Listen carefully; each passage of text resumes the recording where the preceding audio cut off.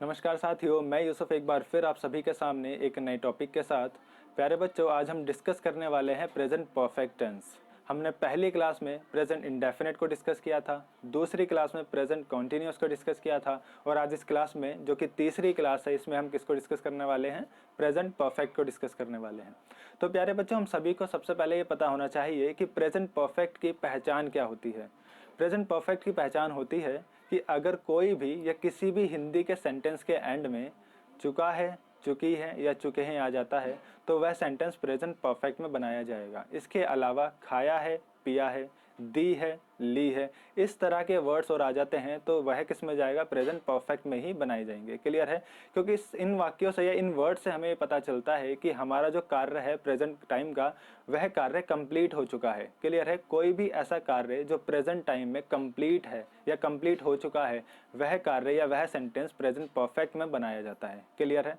चलिए, अब अगर आपको ये पता चल जाता है कि ये सेंटेंस प्रेजेंट परफेक्ट में बनेगा तो इसके बाद उसको ट्रांसलेट करने के लिए या किसी भी सेंटेंस को ट्रांसलेट करने के लिए आपको इस प्रेजेंट परफेक्ट टेंस का स्ट्रक्चर पता होना बहुत ज़रूरी है।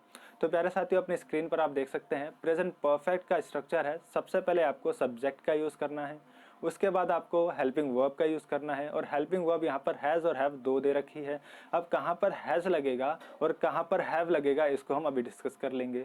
तो सबसे पहले आपको सब्जेक्ट लगाना है, उसके बाद आपको has have as a helping verb use करना है किसी एक का। उसके बाद आपको वर्ब की थर्ड फॉर्म का यूज़ करना है। हमने अभी तक वर्ब की फर्स्ट फॉर्म पढ़ी थी, लेकिन इस टेंस में हम क्या करेंगे? इस टेंस में हम वर्ब की थर्ड फॉर्म का यूज़ करना सीखेंगे। क्लियर है? इसके बाद ऑब्जेक्ट का यूज़ करना है। तो मैं ये कहूँगा कि प्रेजेंट इंडेफिनिट इस टेंस से थोड़ा सा हार्ड है, क्योंकि ये जो टेंस है ये काफ़ी इजी टेंस माना जाता है, क्योंकि यहाँ पर सिंपल स्ट्रक्चर दिया हुआ है। सब्जेक्ट आपको फाइंड करना है, हेल्पिंग वर्ब आपको पता होनी चाहिए कि हैज़ कहाँ पर लगेगा और बाकी हैज़ जहाँ पर नहीं लगेगा और बाकी सबके साथ आपको हैव यूज़ करना है। क्लियर? अभी डिस्कस कर लेंगे इस बारे में हम। उसके बाद आपको वर्ब की थर्ड फॉर्म का पता हो और आपको ऑब्जेक्ट लगा देना है। क्लियर है? देखिए, सबसे पहले हम बात करते हैं हैज़ और हैव की। कहाँ पर हैज़ लगेगा और कहाँ पर हैव लगेगा?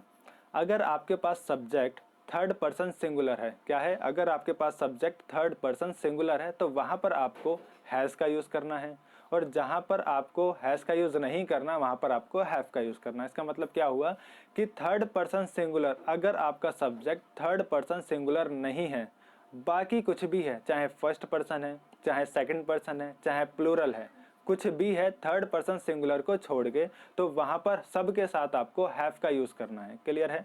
थर्ड पर्सन सिंगुलर है तो हैज लगेगा, थर्ड पर्सन सिंगुलर नहीं है तो हैव लगेगा। अब थर्ड पर्सन सिंगुलर होते क्या है? थर्ड पर्सन होता है तीसरा व्यक्ति, जैसे कि ही, शी। क्लियर है? और सिंगुलर होता है कोई अकेला व्यक्ति। ही एक व्यक्ति की, अगर हम एक लड़के के बारे में बात कर रहे हैं तो वह ही है, मतलब एक सिंगल व्यक्ति है, तो थर्ड पर्सन भी है और अकेला भी है, सिंगुलर भी है। क्लियर?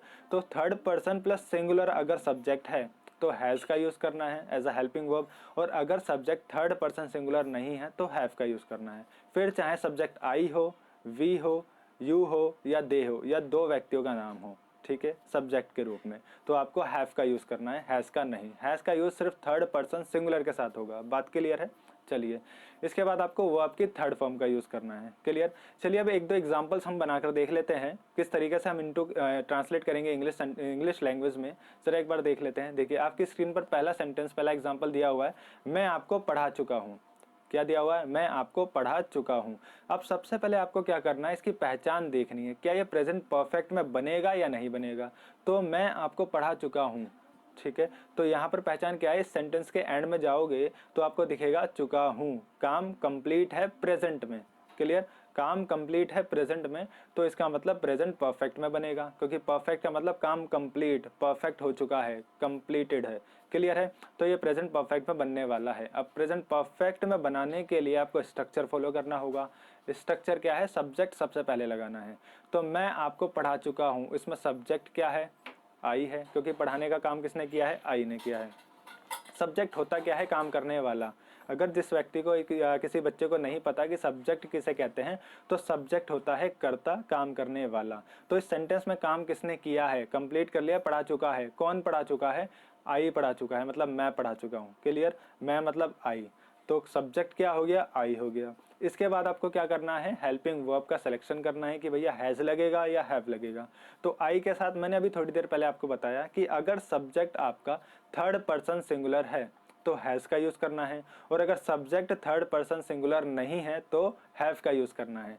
तो यहाँ पर सब्जेक्ट क्या है, आई है, जो कि थर्ड पर्सन नहीं है। क्लियर। तो आप यहाँ पर किसका यूज़ करोगे, हैव का यूज़ करोगे। तो आई हैव, दो बातें क्लियर हो गई। इसके बाद आपको वर्ब की थर्ड फॉर्म लगानी है। ठीक है। वर्ब क्या होती है, वर्ब होती है कार्य। सब्जेक्ट ने जो कार्य किया है उसको कहते हैं वर्ब या फिर एक्शन। क्लियर है। तो अब यहाँ सेंटेंस में क्या एक्शन हुआ है, क्या कार्य हुआ है, यहाँ पर एक्शन हुआ है पढ़ाने का। मैं आपको पढ़ा चुका हूँ, पढ़ाना। तो पढ़ाना क्या है, वर्ब है। इसको क्या कहते हैं, टीच कहते हैं। लेकिन टीच इसकी फर्स्ट फॉर्म ऑफ वर्ब है। क्लियर। टीच क्या है, वर्ब की फर्स्ट फॉर्म है, लेकिन हमें यहाँ पर थर्ड फॉर्म का यूज करना है। तो टीच की थर्ड फॉर्म क्या हो जाएगी, टॉट हो जाएगी। तो आई हैव टॉट, किसको पढ़ा चुका हूं, आपको। तो I have taught you, you क्या हो गया, आपका ऑब्जेक्ट हो गया। तो आई हैव टॉट यू, बहुत ही आसानी से आपने सेंटेंस को ट्रांसलेट किया है। क्लियर।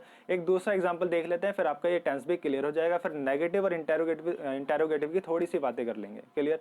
तो नेक्स्ट एग्जांपल है कि वह मूवी देख चुका है, वह फिल्म देख चुका है या मूवी देख चुका है, वह मूवी देख चुका है। क्लियर है। तो एग्जाम्पल में आपने देखा कि भाई सबसे पहले आपको पहचान का पता होना जरूरी है। चुका है मतलब कि प्रेजेंट परफेक्ट है। क्लियर। अब वह मूवी देख चुका है प्रेजेंट परफेक्ट में तो बनेगा। अब सबसे पहले स्ट्रक्चर आपको यूज फॉलो करना है। तो स्ट्रक्चर में सबसे पहले आपको सब्जेक्ट का यूज करना है। तो सब्जेक्ट क्या है, वह मूवी देख चुका है। कौन देख चुका है, वह देख चुका है, मतलब लड़का है और कोई एक है। क्लियर। तो कोई एक है और लड़का है तो उसके लिए हम क्या लगाते हैं, ही लगाते हैं। तो सब्जेक्ट आपका क्या हुआ, ही हो गया। क्लियर। तो ही। इसके बाद हैज़ या हैव में से किसका यूज करेंगे हम, सब्जेक्ट थर्ड पर्सन सिंगुलर है या नहीं, आपको सबसे पहले ये देखना है। अगर सब्जेक्ट आपका थर्ड पर्सन सिंगुलर है तो किसका यूज करोगे, हैज़ का यूज करोगे। तो सब्जेक्ट क्या है, ही है, मतलब थर्ड पर्सन सिंगुलर है, तो ही के साथ हैज़ का यूज होगा। तो ही हैज़। इसके बाद वर्ब की थर्ड फॉर्म का यूज होगा। तो मूवी देखना, देखने के लिए क्या जाता है, वॉच जाता है। क्लियर है, क्या जाता है, वॉच जाता है। तो ही हैज वॉच, लेकिन ये फर्स्ट फॉर्म है, हमें क्या यूज करना है, थर्ड फॉर्म यूज करना है। तो वर्ब की थर्ड फॉर्म क्या हो जाएगी, वॉच्ड। आपको इसमें ईडी लगा देना है। तो he has watched the movie, या फिर he has watched film. Clear है। तो इस तरीके से आपका सेकंड सेंटेंस भी क्लियर हो जाता है, इंग्लिश में ट्रांसलेट हो जाता है। बात क्लियर।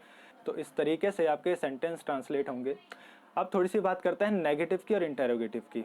प्यारे बच्चों, अगर किसी भी सेंटेंस के बीच में नहीं आता है, सेंटेंस में नहीं आता, जैसे कि मैं आपको नहीं पढ़ा चुका हूँ, मैंने आपको नहीं पढ़ाया है, इस तरीके से अगर सेंटेंस आता है कि मैंने आपको नहीं पढ़ाया है, तो ये सेंटेंस में प्रेजेंट परफेक्ट में जाएगा। क्लियर है। लेकिन इसमें नहीं आ गया मतलब नेगेटिव है, तो आपको क्या करना है, सिंपल है, आपको थर्ड प्लेस पर नॉट लगा देना है। क्या करना है, सिंपल, आपको थर्ड प्लेस पर नॉट लगा देना है। तो I have not taught you. बात clear. I have not taught you, मैंने आपको नहीं पढ़ाया है। बात क्लियर।